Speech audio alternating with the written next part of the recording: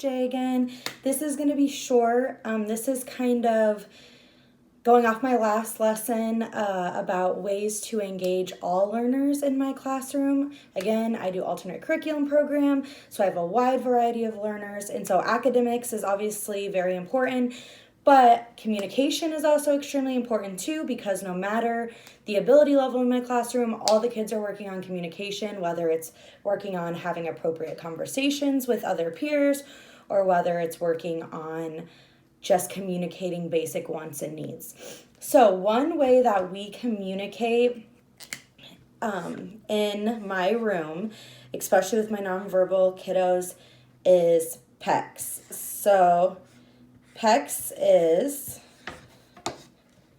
Picture Exchange System. So PECS, Picture Exchange System.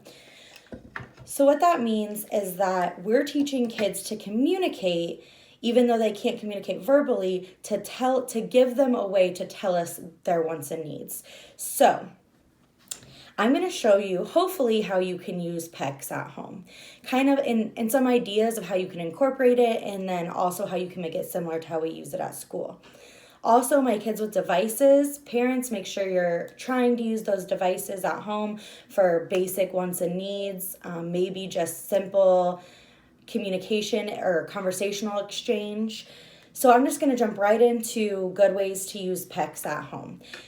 So to start, PECS are pictures. So you're going to need some form of a picture to represent what they like. So first I would just think about what your kids are asking you for. So even if they're not telling you with their mouths verbally, you know a lot of times what they want, because they'll give you some form of body language. So either they'll drag you, right, pull your hand to what they want, or they'll go get it themselves. They'll climb on a chair and grab it, or you can tell they're distressed and they want that item. So a simple way is first think about the things that they want or need, and then one thing you can do is take pictures of those items.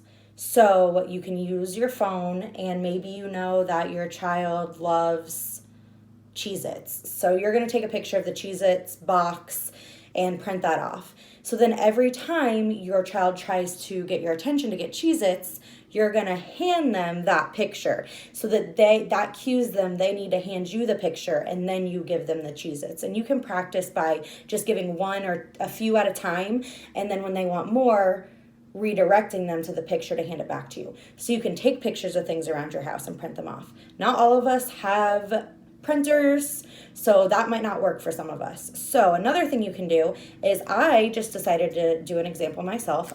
I thought of things that if I had a kid they might like, that I had in my own house, like ramen noodles, Cheez-Its. So I took the actual boxes or packages themselves and cut them to make pictures.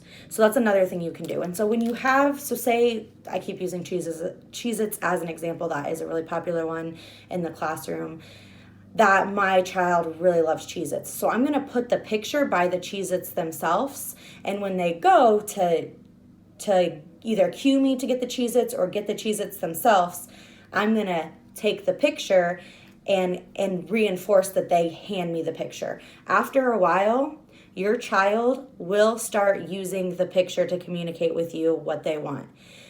I know this because we have come so far at doing this in school. Another thing you can do is give them choices with the pictures. So hand them the picture, and whatever one that they gravitate toward or they grab or they touch is going to cue you on what they want. So you could say, like, do you want ramen noodles or Cheez-Its? So those are just some simple ways you can create pictures for them to use in your house if they're not communicating verbally. Another thing you can do is draw the pictures. This one, I'm not very good at this, but if you stay consistent with a symbol or a drawing and keep connecting it to the item, they will get it. So that's a quick, fast tutorial on picture exchange system. It's a great way to get kids to communicate using visuals and to help grow their communication skills. So if you have any questions, let me know. Thanks.